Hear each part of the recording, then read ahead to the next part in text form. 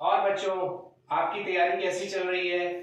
हम एक आज नया विषय शुरू करेंगे जो है डिविजिबिलिटी टेस्ट, विभाज्यता की जांच। विभाज्यता की जांच ऐसे नियम होते हैं जो हमें यह बता देते हैं कि कोई संख्या किसी से पूर्ण रूप से विभाजित होगी या नहीं होगी। जब हम गुणनखंड वृक्ष विधि कर रहे थे, यानी फैक्टरेटरी वाली मेथड कर रहे थे, तो हमने आपसे ये कहा था कि जब हम डिवीजन मेथड से इसको निकालेंगे तो हमें डिविजिबिलिटी टेस्ट की बहुत जरूरत पड़ेगी। हमने भाग करना चालू किया, भाग करते गए और आखिरी में शेषफल 0 नहीं आया, तो इसका मतलब ये हो जाएगा कि वह संख्या उस संख्या से विभाजित नहीं हो रही है। विभाजित होने का मतलब है यदि हम किसी संख्या को किसी संख्या से भाग दें और हमारा शेषफल 0 आ जाए तो ये हम कह सकते हैं कि वो संख्या पूरी तरह से उससे विभाजित हो जाएगी। अगर कोई हमें आकर के ये बता दे कान में चुप्पे से कि भाई ये इससे विभाजित हो रहा है, तो उसकी कोई जरूरत नहीं। आज हम ऐसा ये नियम सीख लेंगे, इससे हमें ये पता चल जाएगा कि कोई संख्या किससे विभाजित हो रही है। और आज हम क्योंकि जानते हैं कि जो अभाज्य संख्याएं होती हैं वो शुरू होती है 2 से, फिर 3, 5, 7, 11, 13। आज बच्चों हम 2 से 7 तक की विभाज्यता की जांच सीखेंगे। अगर वीडियो आपको अच्छा लगे तो अंत तक जरूर देखें, लाइक करें, शेयर करें, कमेंट करें, और अगर आप चैनल पर नए हैं तो उसे सब्सक्राइब जरूर करें। आइए देखते हैं कि कोई भी संख्या 2 से विभाजित कब होती है, इसका क्या नियम होगा। यदि किसी संख्या की इकाई में उसमें 0 0 है, 2 है, 4 है, 6 है और 8 है, तो वो संख्या जरूर 2 से विभाजित हो जाएगी।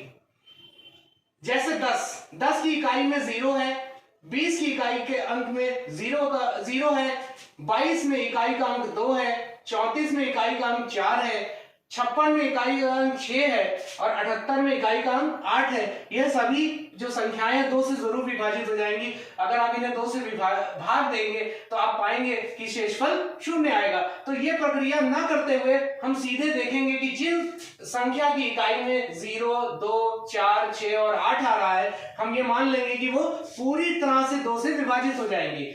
आइए अब अगली अभाज्य संख्या 3 पर चलते हैं। 3 की विभाज्यता की जांच ये है कि किसी संख्या के जो अंक हैं, जितने भी अंक की वो संख्या है, उन सभी अंकों को हम जोड़ लेंगे जो उस संख्या के जो अंक होंगे जिनसे वो मिलके बनी होगी। जैसे 729 की हम बात करें तो 729 किससे मिलके बना है? 7, 2 और 9 से। अब हम 729 के अंकों का योग निकालेंगे। 7, 2 और 9, इसका जोड़ आया 18।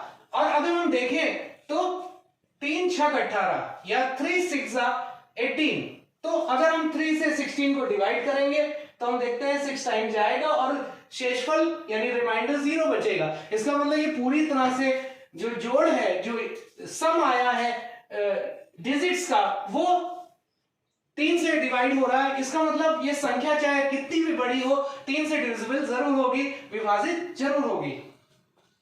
आइए हम देखते हैं अब अगली संख्या जो अभाज्य संख्या है 3 के बाद, वो है 5। तो 5 की विभाज्यता की जांच, 5 की डिविजिबिलिटी टेस्ट क्या होगा।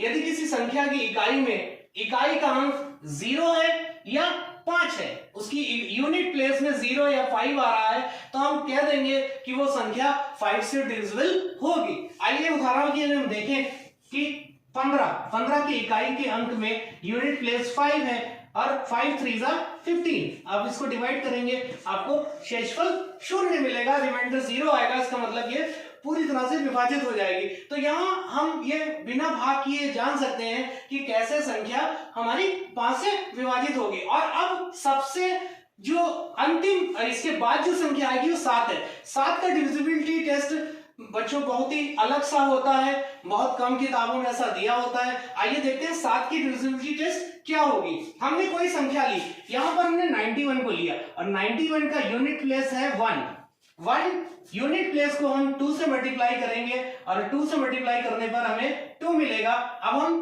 1 को अलग करके जितना भी अब बच जाएगी ये संख्या, उसमें से 2 को सब्ट्रैक्ट कर देंगे। सब्ट्रैक्ट करने पर अगर मुझे 7 मिलता है, ठीक है, या मुझे 7 का कोई मल्टीपल मिल जाता है या 0 मिल जाए, अगर मुझे रिमाइंडर में 0, 7, 14, 21, 28, 35 इस तरह से मिलता है, तो हम कह देंगे कि कोई भी संख्या 7 से जरूर डिविजिबल होगी, विभाजित जरूर होगी। एक हमने एग्जांपल के लिए 91 लिया, 91 में यूनिट प्लेस को अलग कर लिया और बाकी संख्या को लकीर से अलग कर लिया। अब यूनिट प्लेस 1 है, उसको जस्ट डबल करेंगे और फिर बचे हुए से सब्ट्रैक्ट कर देंगे। आप पाएंगे कि आपका रिमाइंडर 7 आया है, इसलिए 91 7 से जरूर डिविजिबल होगा। एक और एग्जांपल लेते हैं 84 का।